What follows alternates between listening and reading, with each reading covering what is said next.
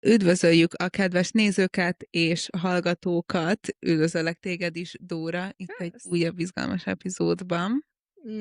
Én is üdvözöllek téged. Most megkérdezem én, hogy vagy? Jól vagyok, köszönöm. Vártam már így a hétvégét. Van valamiféle ajánlásod? Van. Ez most egy ilyen kicsit kapcsolódik ahhoz, amit már te elmondtál, de szerintem tök fontos, hogyha az embernek éppen van annyi félretett pénze, és úgy áll anyagilag, akkor menjen el ilyen funky programokra. És elmondom, hogy ezt miért mondom, mert te tudod ezt, hogy én tegnap voltam Metallica koncerten, és amikor ez kijön ez az adás, akkor már régebben lesz, de hogy voltam most Metallica koncerten, és ez nem egy ilyen, hogyha rám nézel, szerintem nem mondtad meg, hogy én ilyen Metallica koncertes arc vagyok, és nekem ez nem is Hál' egy ilyen, Istennek. egy ilyen standard dolog, hogy én nem tudom, Metallicára járjak. Amúgy nagyon szeretek ilyen zenét hallgatni az autóban vezetéskor, ilyen jó rockzenét, de hogy ez kicsit így out of scope nekem, meg távol áll tőlem, de kifejezetten jól éreztem magam, és valami tök más élmény volt, mint amire mondjuk így generálisan elmennék, és vannak ilyen funky programok, és én azt ajánlom, hogy néha így nézz ki egy-kettőt Facebookon, biztos mindenkinek van Facebookja, ott nem tudom, a héten a legnépszerűbb események, és válasz ki valami olyat, amire nem biztos, hogy elmennél, hívd el az egyik barátnődet, és nézzétek meg, és néha így tök jól így kimozgatnak ezek. Ez amúgy jó. Ezt nekem is be kéne, hogy vegyem a szokásaim közé. Én szeretem ezeket a nagyon random eseményeket, és amikor meséltem én is a közös barátainknak, hogy megyek Metallica koncertre, így nem hitték el, és tök jó volt. Nagyon jól éreztem magam. És hány Metallica koncertre mész? Megyek még egyre holnap. Na, Duplázok, gyerekek. ez egyébként jó. Én múlt hétvégén mozdultam így ki a komfortzónámból, és egyébként elmentem egy futóklubba egyedül. Bécsben? Nem, de most Bécsben is el akarok menni, de Budapesten, és voltam már egyszer egy másik futóklubba, és oda barátnővel mentem, és most nem tudtam erre embert találni, és mondtam, hogy jó, elmegyek egyedül, és egyébként magamat meglepve is nagyon jól díleltem így a szociális részével, a futáson nem izgultam, és az úgy is volt. Jó, aki maratont futott, ezt nem hinném, hogy... Biztos van olyan futóklub is, meg olyan események, amik, hogy mondjam, nagyobb challenge, de most itt ennél az eseménynél a futáson annyira nem izgultam, kicsit így a szociális részén igen, de hogy egyébként magamat meglepve is ezt nagyon jól hoztam, és beszélgetem balra, beszélgetem jobbra mindenkivel, szóval, hogy ez így tök jó volt, és szerintem jó, hogy így néha így az ember így kimozogjon, olyan emberekkel találkozzon, akikkel amúgy máshol valószínűleg nem, vagy olyan élmények, impulzusok érjék, amik máshol nem, szóval, hogy egyébként szerintem ez egy tök jó dolog, és nem feltétlen kell elutazni Balira, hogy valami másféle impulzus érjen. Magad. Igen. Nekem az ajánlásom az egy podcast lesz, ez egyébként egy ismertebb podcast szerintem. A Dallos Boginak van ez a Lelkizünk című podcastje. Én előtte nem hallgattam egyáltalán magyar podcasteket, és mióta mi is így egy kicsit rajta vagyunk a színen, így körbenéztem, hogy mi van, és nagyon jókat találtam, szóval még ilyen ajánlások egyébként fognak érkezni, de most a héten így egy kicsit rákaptam erre a Lelkizünkre, és annyira értékes beszélgetések vannak, hogyha valaki jobban benne van így a magyar részben előadó művészeti, de most voltak sportolók is, tehát most ez nem tudom, hogy nem celebritások ezek, de egy... Hát azért de celebritás. Igen, tehát hogy így a magyar... Kulturális élet, igen, popkultúrában mondjuk azt, akkor még ismeri is az embereket, velem ez nem így De volt, nyilvánvalóan. igen. Én nem ismertem az embereket, de ettől függetlenül nagyon értékes beszélgetések voltak. Most én olyanokat láttam, ahol a Dallos Bogi volt, meg még 3 nő, és egy ilyen tök jó légkör volt, és olyan, mintha én ott ültem volna 5-ként.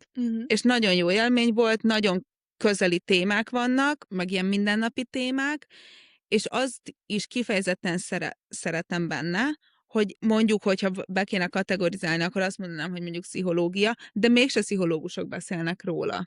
Szóval, hogy ez is tök érdekes. Nem a saját életük. Igen. És nekem ez nagyon-nagyon tetszett ez a podcast. Én is hallgatom, hogy ezt a podcastet, ráadásul ugye én így a munkáim kapcsán, hát nem azt mondom, hogy ismerem, mert nem az ismerősöm, de találkoztam már a Dallos Puskás Bogival, meg így beszélgettem is vele, és amúgy egy nagyon jó fej, nagyon kedves, nagyon nyitott nő, és eszméletlen cuki a kisfia, akivel már szintén többször találkoztam, úgyhogy élőben is nagyon-nagyon jó fej ez a csaj, és nagyon szeretem a podcastjét. Na, tök jó, szóval hallgassátok őt is. És minket is. is. Mai témánk egy kicsit funky, kicsit könnyedebb, de egyébként annál informatívabb, meg ilyen, remélem valamiféle okos praktikák azért itt megszületnek Tőled lehet. a mai napon. Mi van a hűtőnkben? Semmi. Sziasztok. Jó, nem, Üres, ez nincs nem. hűtőnk. Nincs. Mi van a hűtőnkben? Ezt a témát fogjuk körbejárni. Igazából bemelegítő kérdésnek, és ez így nekem így nagyon így megmozgatta a fantáziámat, így az elmúlt napokban, amikor erről gondolkodtam. Így a családodba bevásárlás, az egy apás vagy egy anyás dolog? 99,9%-ba anyás. Anyukám így az ilyen mindennapi bevásárlásokat elintézi, apukám az ilyen gurmé cuccokat. Ha grillezünk és steaket kell sütni, azt senki más, csak ő, és addig megfogdossa, így megszaglásza. Láttam egy ilyen videót, hogy egy apuka lézerrel választja ki a steakét magának. Imádom, az én apukám ugyanilyen. Szóval steakek, húsok, sajtok, kolbászok, ez így apukám területe. Meg ha valami nagyon ilyen, tényleg ilyen gurmét akar, minden más, az ilyen normális dolgok, azok pedig anyukám. Ez így az idők során esett nekem le, hogy az általában egyébként a családoknál így van. De én azt gondoltam, hogy ez a standard, hogy az apuka vásárol be, ugyanis nálunk az apukám az, aki bevásárol. De jó.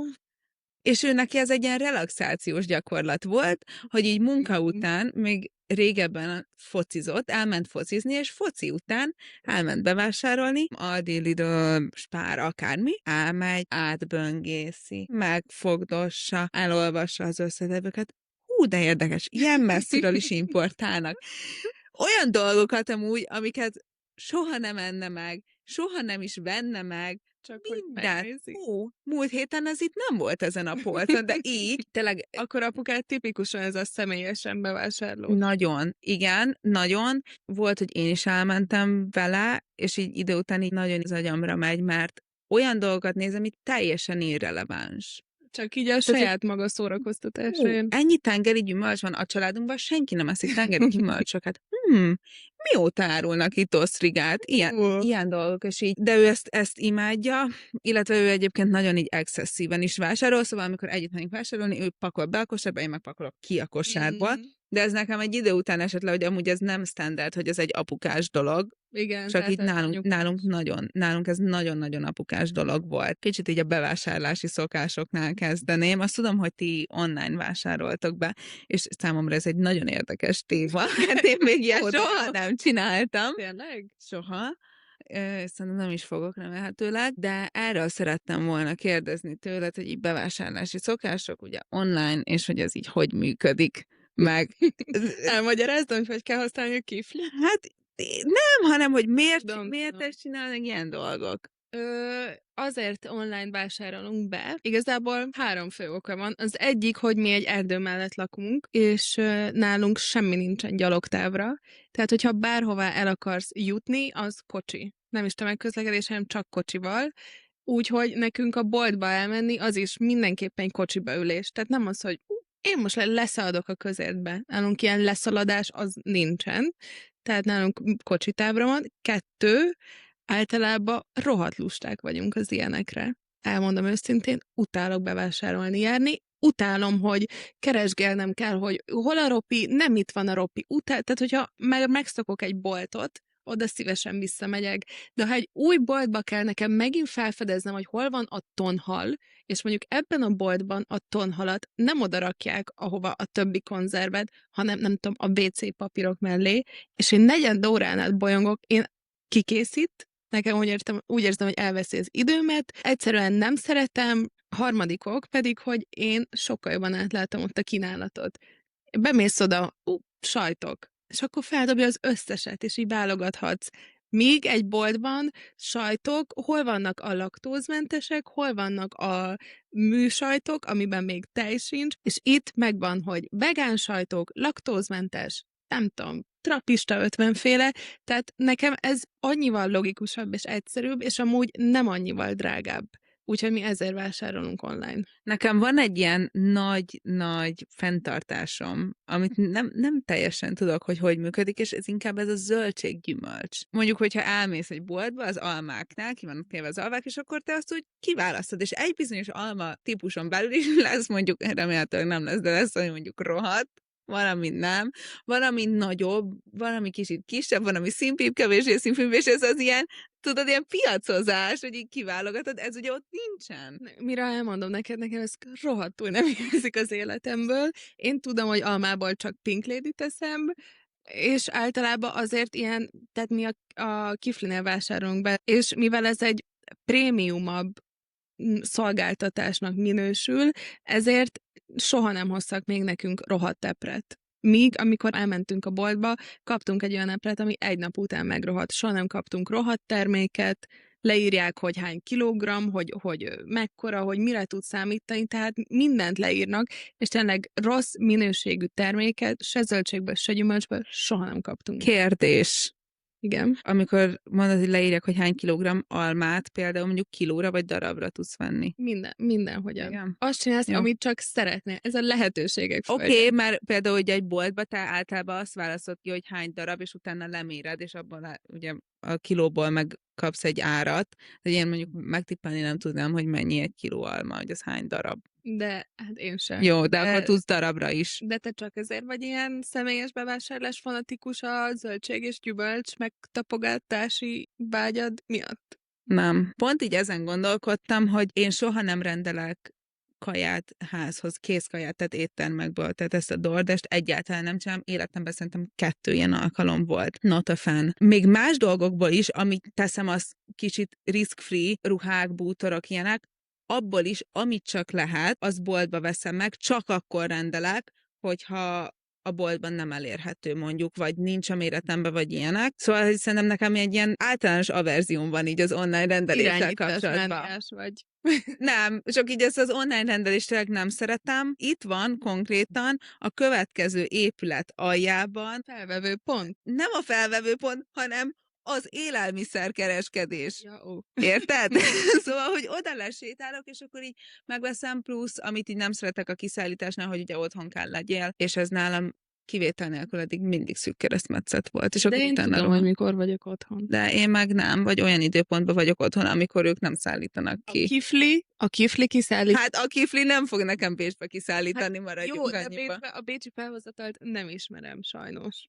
És téged nem zavar ez a nézegetés, tötymörgés, ember Nem, tömegek? sőt, egyébként így szeretem, kicsit apámra ütöttem ebbe, Igen. hogy így néha így felfedezek úgy új dolgokat, és akkor csak így megnézni is érdekes attól függetlenül, hogy ezt megveszem-e vagy sem, meg általában ugye ugyanabba a boltba járok, szóval tudom, hogy mit hol találok, meg én, amit például nagyon élvezek, hogyha sorban állok, akkor így megnézegetem mások kosarát. Jézusom. Hogy imádom, hogy leírtad apukádat. Full ugyanolyan vagy, mint apukád. Tehát Én amúgy azt nagyon-nagyon szeretem, amikor így kipakolják, így pont mondjuk az előttem lévő, és akkor így megnézem, hogy ők mit vettek. úgy ezt néha én is szoktam. Ezt egy kicsit értem. szeretem. És nagyon büszke vagyok magamra, amikor nem tudom, ilyen egészségeseket veszem, hogy látom, hogy ő vett, nem tudom, sokobonzt, meg chipset, meg egy narancsleveté, meg uborka, válna, igen, te csak sokobonz. Mondom, hogy majd biztos azt gondolják rólam, hogy ez milyen egészséges ez a hölgy. Ez most így kevésbé releváns, de hogy itt például van olyan, hogy mondjuk beállítasz egy listát, és akkor a listádat így meg tudod venni, tehát a bevásárlás. Igen, ez így. Hogy mit vettél régebben? Igen. Tehát ez egy nagyon okos applikáció. Van olyan, hogy amit sokszor szoktál venni, újra feldobja, hogy nézd, ezt mindig meg szoktad venni, nem kell, most megint van fent egy ilyen sáv, van egy olyan lista, hogy ezeket vásároltad az előző, nem tudom, pont az előző vásárlásodnál, vagy az elmúlt 5 vásárlásodnál, szóval itt tényleg minden van. Rohadt egyszerű. És én nagyon szeretem. Én híve vagyok az innovációnak és a technológiának, mert ez a boltba járás, szerintem ezzel nagyon sok időt lehet spórolni. És én gyűlölöm. Még így a pénzügyi aspektusára, mert azt látjuk, hogy időt rengeteget spórolsz vele. Azt akartam kérdezni, hogy most ez a kiflitől függetlenül, hogy élelmiszeren te spórolsz, vagy nem annyira? Tehát, hogy megnézed ezeknek a dolgoknak az árát? Nem? Elmondom őszintén, nálunk úgy van a munkamegosztás, hogy együtt vásárolunk be, de a párom fizeti, szóval innentől kezdve nem, és sokszor van az, hogy van egy nagy online bevásárlásunk, hogy közösen megbeszéljük, ő fizeti, és hogy a héten attól függetlenül még 2-3-szor el kell szaladni friss kenyér, friss nem tudom micsoda boltba, és ez a 2-3 elszaladós bevásárlás, ezt meg mindig én fizetem. Olyankor se nagyon szoktam amúgy meg. Én pont az élelmiszerekben nem szeretek spórolni, szóval inkább megveszem azt, ami bio, megveszem azt, ami tudom, jobb minőségű, de egy kicsit drágább, azért, mert megvan ez a lehetőségem szerencsére, így anyagilag, és a nap végén tényleg ez kerül a szervezetedbe. Szóval én inkább veszek egy DMS szempillaspirált, de megveszem a biocsirkét. Én ilyen vagyok. Te? Ez érdekes, meg így szeretnék is erről beszélni, hogy bizonyos élelmiszer kategóriákban mondjuk mikre figyelünk, vagy mikre annyira nem. Én nem mondom azt, hogy spórolok a bevásárláson, vagy az élelmiszereken, de előfordul az, hogy valamit azért nem veszek meg, mert drágálom, és nem azért, mert mondjuk nincs kifejezetten 5 euró, mert egyik élelmiszer sem lesz olyan rohadt drága, csak sokallom azt az 5 eurót azért, ami ez. És például ugye a bio az erre egy jó példa, én például biót nem nagyon szoktam venni. Egyébként izgalmas kérdés, mert itt Ausztriában előfordul az, hogy a bio olcsóbb lesz, mint a normális. Igen. Néha egyébként ez előfordul dolgokban, de nem szoktam biót venni. Hallottam olyanokról, akik mindenből biót vesznek. Hallottam meg olvastam olyan cikkeket, hogy bizonyos dolgokban megéri a biót venni, de bizonyosakból nem. Én személy szerint semmiből nem veszek biót. Biztos. Kivéve akkor, hogyha a bio olcsóbb, mint a normális, akkor azt szoktam. De te nagyon szereted az ilyen jó díleket, ezt mondjuk el. Fú, a díleket imádom. A díleket imádom. Egyébként, amin például mondjuk szoktam is spórolni, hogy ugye hetente kijön egy újság, ezt én digitálisan meg tudom nézni, hogy azon a héten ugye mi van leolcsózva. Egyébként tudom, hogy ez a szó nem létezik, de én használom, és használni is fogom. Ez a leolcsózva azt jelenti, hogy akciós áron kínálják. Szóval meg lehet nézni ugye ebbe az újságba, hogy mi van leolcsózva, és én ezt meg szoktam nézni, de főleg egyébként az alkoholoknál, és ebből is a tömény. Nem emlékszem utoljára, hogy mikor vettem töményet teljes áron. Szerintem ezek olyan dolgok például, amin úgy nem is azt mondom, hogy érdemes spórolni, de ezen azért lehet szignifikánsat kaszálni, és ugye ez eláll bármeddig. Szóval, hogy ez nagyon jó, mert most a paradicsomot leolcsózták, és spórolsz rajta, nem tudom, 20 centet. És holnapra megromlik. Ez tök mindegy, mondjuk, hogyha a Bacardit meg tudod venni féláron, és veszel belőle 6-ot, akkor 3-at ingyen kapsz. Amire fajtam matek.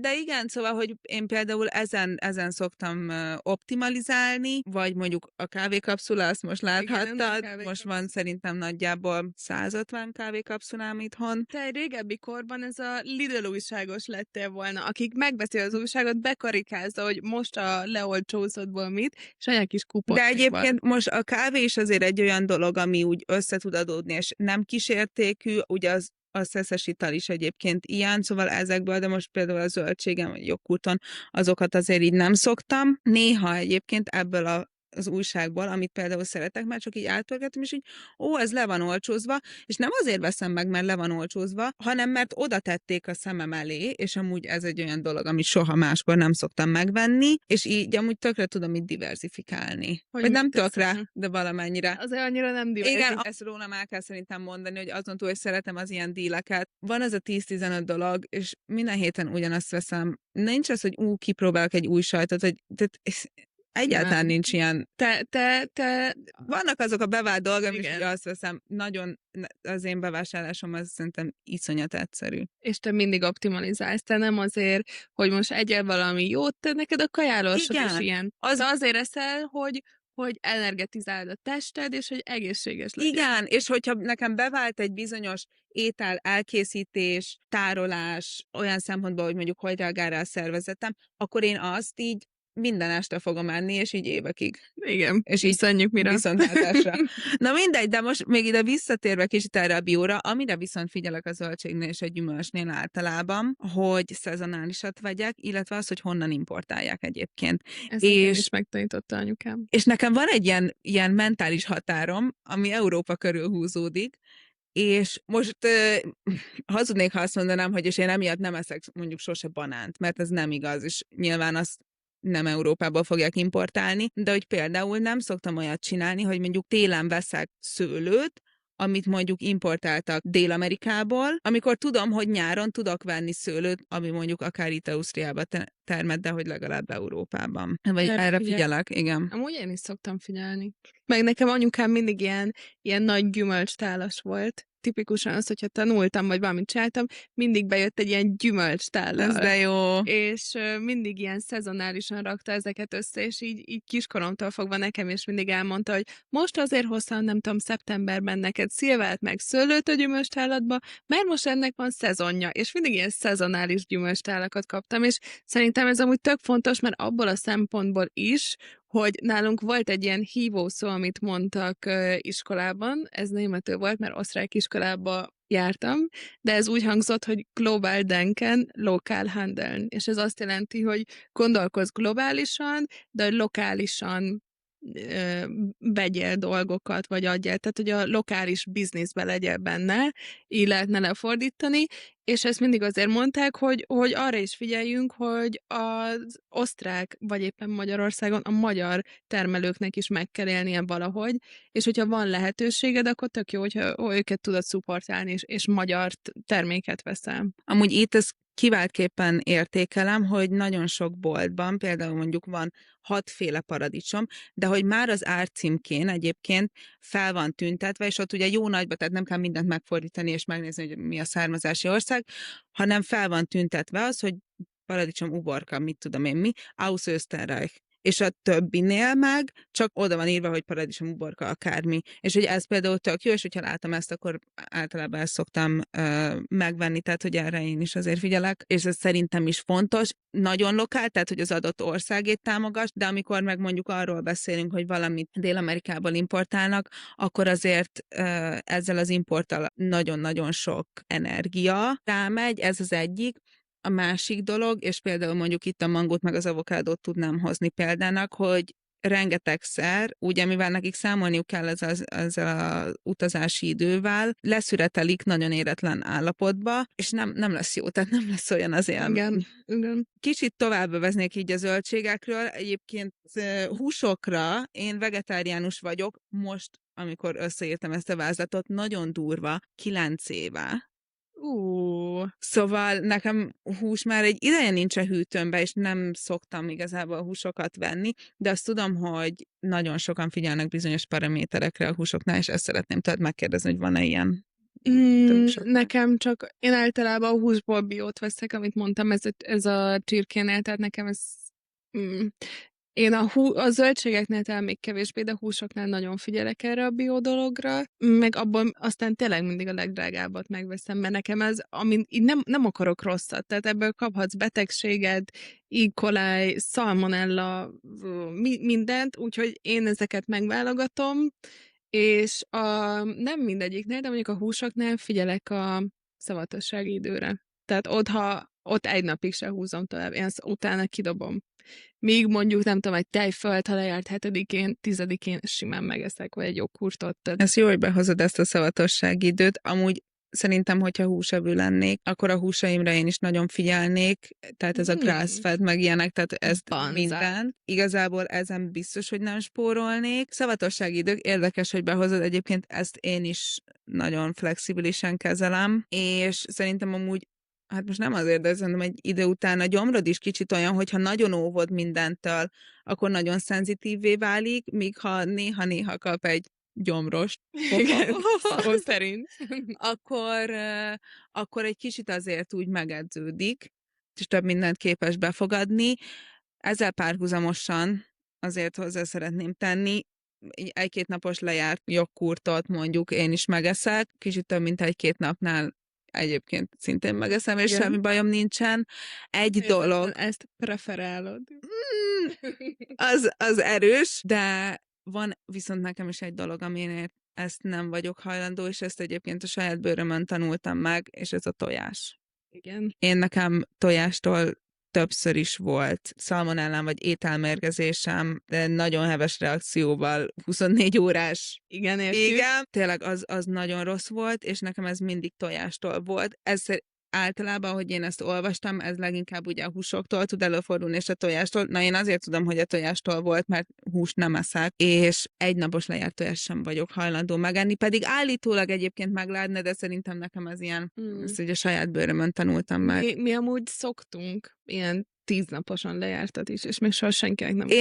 Én ezt olvastam, hogy az hetegig utána jó, Igen, amúgy hetekig hűtőbe jó. tartod a Hűtőbe. tojást. Én ezt egyébként nem értem, rengetegen nem a hűtőbe tartják a tojást. Akkor hol? Amúgy a boltban se a hűtőbe van. Jó, de nekem a tojás az hűtő. És lehet, hogy nálunk ezért nem volt senkinek semmi baja, mert amint én hazahozom azt a tojást, csak a hűtő. Én is, de előtte ez lehet, hogy napokig állt ott a polcon, érted? Ja. De ez nekem is nagyon fura, de én is ismerek, hogy olyat, meg hallottam csomó olyat, hogy valaki nem a hűtőbe tartja, hát én rettegnék. Én is, nekem ez a hűtő, és a tojásra nagyon szenzitív vagyok pont ezért, mert ezt tényleg így a saját bőrömön tapasztaltam meg. Kicsit a szavatossági időkről tovább evezve, környezettudatosság, és tudom, hogy beszéltünk erről ugye az importról, ami nyilván egyrésztről ugye a gazdasági aspektusa is fontos, de ugye nyilván van ennek egy környezetvédelmi aspektusa is. Így az environmental footprint bármiben így befolyásolja a bevásárlási szokásaidat. Például mondok egy ilyen easy dolgot, ez a fair trade. Most mondanám azt, hogy igen, meg a mi generációnkat nagyon környezettudatosnak titulálták. Ahhoz szinte leszek veled, személy szerint én nem. Amúgy szelektíven gyűjtök, meg mondom, ezeket a biókat így próbálom, de nem vennék, vagy nem veszek meg valamit, és amúgy nagyon kevés fair trade dolgot látok, kezdjük itt. Másrészt nekünk általánosban mutattak egy dokumentumfilmet, hogy miért scam ez a fair trade, szóval azóta annyira nem bízok ezekbe a címkékbe, és ugyannyira hogyha odarakják a szemem elé, és lenne egy ilyen szembetűnő, nagyon egyszerű és könnyen értelmezhető kommunikáció, hogy ez miért sokkal környezettudatosabb, mint a másik, cserébe 300 forinttal drágább, azt mondom, hogy oké. Mivel ezt általában nem kommunikálják, se az online bevásárlásnál, se a boltokban, ezért én külön nem teszem meg azt az effortot, hogy odafigyeljek arra, hogy megnézzem, hogy ez most mennyivel környezettudatosabb.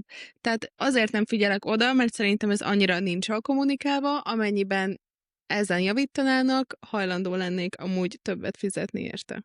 Pont ehhez a kommunikációhoz van egy tök jó példám, és ez a tej, vagy tejek. Így a sima meg az alternatív, ugye bejöttek az alternatív tejek, meg most így az elmúlt pár évben azt mondom, hogy nagyon populárisak, és rengeteg féle is van, és legalábbis itt el tudom mondani, hogy kezdenek nagyon árban konvergálni amúgy a sima tejhez is.